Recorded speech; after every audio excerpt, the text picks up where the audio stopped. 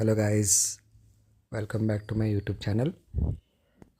So ನಾವು ಪಟಾಯಾಗೆ ಬಂದು ಹೋಟೆಲಲ್ಲಿ ಚೆಕ್-ಇನ್ ಆಗಿ ಅಲ್ಲಿಂದ ಈವ್ನಿಂಗು ಅಲ್ಕಾಜರ್ ಶೋಗೆ ಹೋಗ್ತಾ ಇದ್ದೀವಿ.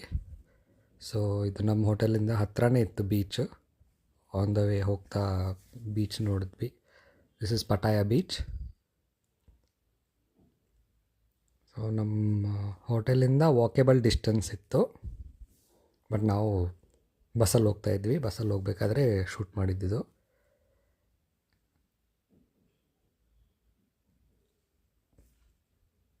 ನಾನು ವೈಫು. ಬೇರೆ ದೇಶದಲ್ಲಿ ನಮ್ಮದು ಇಂಡಿಯನ್ ಫ್ಲ್ಯಾಗ್ ನೋಡೋಕ್ಕೆ ಒಂಥರ ಖುಷಿ.